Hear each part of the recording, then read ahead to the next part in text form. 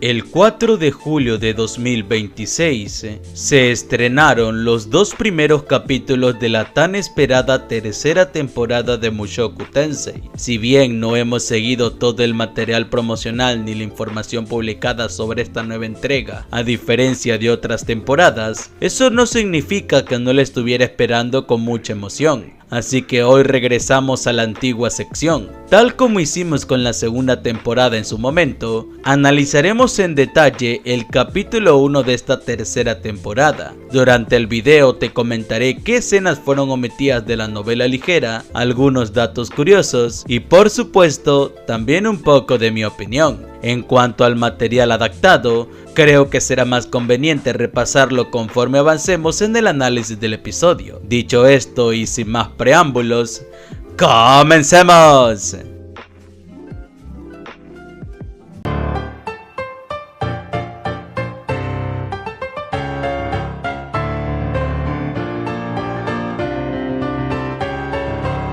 El primer capítulo comienza con la despedida de Eris tras pasar la noche con Rudeus al final de la primera temporada. En la novela ligera no se explica por completo el verdadero motivo de su partida. Si bien queda claro que Eris decide marcharse porque no se considera lo suficientemente fuerte ni digna de permanecer al lado de Rudeus y no porque haya dejado de amarlo, se omiten muchos detalles importantes como sus pensamientos y sobre todo el camino que decide seguir después de separarse de él. Esta escena adapta parte de la perspectiva de Eris, incluida en el volumen 6 de la novela ligera. Allí se revela que Eris se enamoró de Rudeus la noche de su 10º cumpleaños, cuando decidió ir a dormir a su habitación. Sin embargo, antes de que eso ocurriera, su madre la despertó, la ayudó a vestirse apropiadamente y le dijo que se entregara a Rudeus, pues era el único hombre digno de ella. En el fondo, Eris comprendía esas palabras.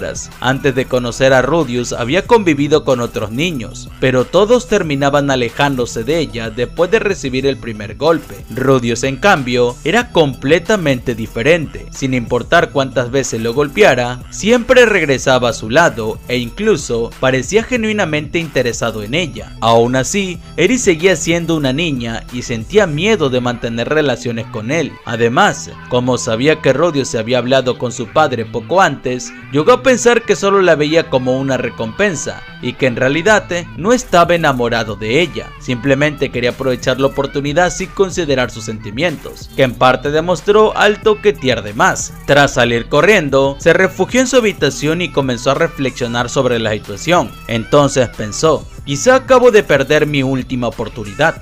Finalmente, decidió regresar.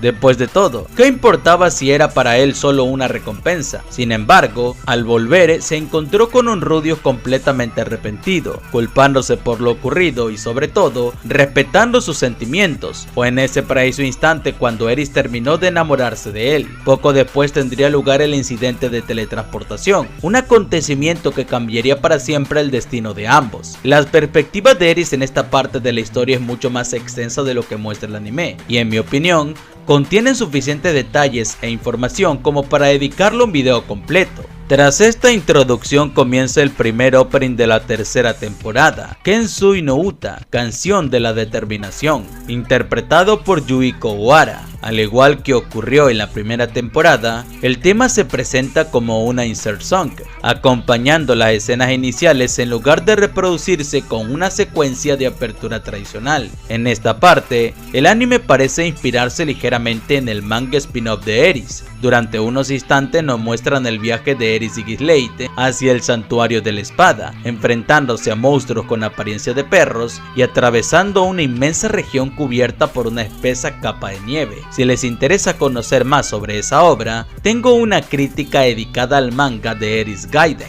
En la novela ligera, en cambio, esta parte es mucho más breve. La historia pasa directamente a narrar la llegada de Eris al Santuario de la Espada. Con esta escena nos trasladamos al volumen 9 de la novela ligera, una parte de la historia que, desde ya, considero que el anime mejoró de forma notable. Para comenzar, la manera en que se presenta es muy diferente. En la novela ligera, todo ocurre de manera bastante superficial, dentro de un capítulo extra que, en mi opinión, no le da la importancia que realmente merece. Su destino es era el Santuario de la Espada, ubicado en el extremo norte del continente central, una región implacable cubierta de nieve durante todo el año. Aquel lugar fue elegido por el primer dios de la espada para fundar su escuela y pasar sus últimos años formando a las futuras generaciones de espadachines. El anime realiza un excelente trabajo recreando este lugar. La arquitectura, el ambiente y los pequeños detalles ayudan a transmitir la dureza de la región. Aquí conocemos a Galfarion, uno de los personajes más interesantes de toda la obra. Ocupa el sexto puesto entre las 7 grandes potencias mundiales, el grupo conformado por los guerreros más fuertes del mundo de Mushoku Tensei. Si prestas atención, incluso podrás ver su emblema de las 7 potencias en el fondo de una de las escenas. Curiosamente, Gal ya había aparecido anteriormente. El propio Rofuji Namagonote recordó en su cuenta de Twitter que este personaje hizo un pequeño cameo en el episodio 15 de la primera temporada. Galfarion es el espadachín viajero que apareció en el episodio 15 de la primera temporada. Logró la extraordinaria hazaña de enseñarle el idioma humano a Ghislaine. Como prácticamente fue quien la crió, está completamente acostumbrado a sus arrebatos de ira. De hecho, considera que ha mejorado, ya que ahora se limita a gritar en lugar de recurrir a la violencia. Él llega con una actitud desafiante y arrogante. Sin embargo, Gal es el único capaz de comprender cuál es su verdadera motivación. Desea matar a alguien. Su objetivo es derrotar a Orzerk, el dios dragón. Aunque prácticamente todo el mundo conoce el título de dios dragón, muy pocos conocen su verdadero nombre. Esto tiene sentido si recordamos que las 7 grandes potencias son reconocidas principalmente por su título y no por sus nombres. Lejos de molestarse por los insultos de Eris, Gal simplemente se ríe. Después de todo, frente a él solo había una joven que afirmaba querer convertirse en la persona más fuerte del mundo. Poco después, Eris se enfrenta a Nina Farion, hija del actual dios de la espada, y a Gino Bridge, el primo de Nina, los dos estudiantes más talentosos del santuario. Me gustaría que tengas esto en mente, pues ellos son muy habilidosos con la espada. Simplemente tuvieron la mala fortuna de enfrentarse con Eris, alguien que supera el promedio. El caso de Gino resulta particularmente interesante, ya que en la novela ligera principal nunca recibió un diseño oficial. Todo parece indicar que el anime tomó como referencia la apariencia que se le dio en el spin-off de Eris, aunque durante el combate las acciones de Eris pueden parecer poco honorables o incluso cobardes, los mejores espadachines del santuario las consideran completamente válidas. En el caso de Gino, la derrota solo demuestra la falta de preparación del espadachín ante un ataque inesperado. En cuanto a Nina, la lección es todavía más clara. Un combate no termina cuando la espada del rival cae al suelo, sino cuando el oponente ha sido derrotado. Finalmente, Gal decide enfrentarse personalmente a Eris. En ese momento desenvaina una de las 7 hojas del dios de la espada, una espada legendaria que también forma parte de las 48 espadas mágicas creadas por Julian Arasco, el legendario herrero responsable de forjar algunas de las armas más poderosas del mundo. La diferencia entre ambos es abismal. Gal derrota a Eris de un solo golpe, utilizando la técnica de la espada de la luz. Sin embargo, lejos de rechazarla, decide aceptarla como su discípula personal, desatando los celos de los demás estudiantes. En sus pensamientos, Gal revela una de las ideas más importantes del estilo del dios de la espada. Este estilo se alimenta de las emociones más intensas y los deseos más profundos de quien empuña la espada. Cuando estas emociones se canalizan correctamente, incluso las motivaciones más oscuras pueden convertir un golpe en uno de los más rápidos y letales, y precisamente eso fue lo que vio en Gal en Eris. Más adelante nos trasladamos al volumen 10 de la novela ligera. Una vez más, el anime parece inspirarse en el spin-off de Eris y añade una escena completamente original, donde vemos a Gal supervisando el entrenamiento de Eris. El anime nos regala un auténtico espectáculo al mostrarnos a Eris entrenando durante 6 meses, completamente sola en un acantilado. Además de expandir esta parte de la historia, añade escenas que ni siquiera existen en la novela ligera, como breves apariciones de Orzerk o de sus compañeros observándola en secreto, lo que hace que el momento resulte mucho más emotivo. Incluso incluye un pequeño guiño al primer tráiler del anime. Posteriormente,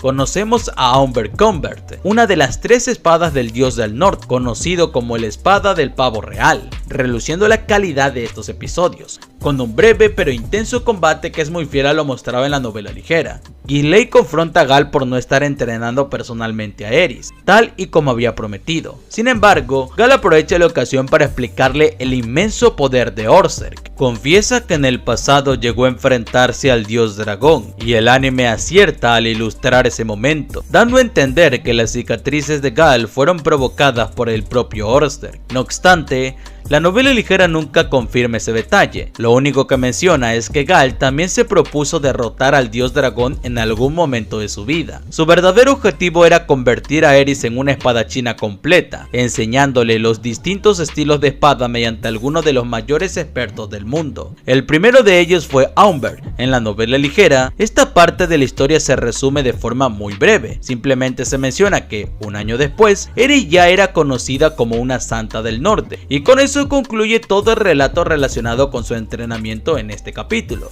El anime, por el contrario, decide expandir considerablemente este arco y añade una escena completamente original, inexistente incluso en el spin-off de Aerys, donde esa evolución apenas se representa mediante una ilustración. En esta nueva escena vemos a Aerys dominar la hoja de la luz, la técnica definitiva del estilo del dios de la espada. Es la misma técnica que Gal utilizó al comienzo del episodio y que también vimos durante la primera temporada, cuando Gizley derrotó instantáneamente a los secuestradores que habían capturado a Aerys y Rudeus. Como expliqué anteriormente, esta técnica nace de liberar las emociones más intensas del espadachín. No importa si esas emociones provienen de la ira, el odio, la determinación o cualquier otro sentimiento. Lo importante es canalizarlo en un único instante para desatar un corte capaz de decidir el combate. La ejecución de esta escena es excelente y ayuda a comprender mucho mejor el funcionamiento de las técnicas del dios de la espada. Sin duda, es uno de los mayores aciertos de la adaptación, y de esta manera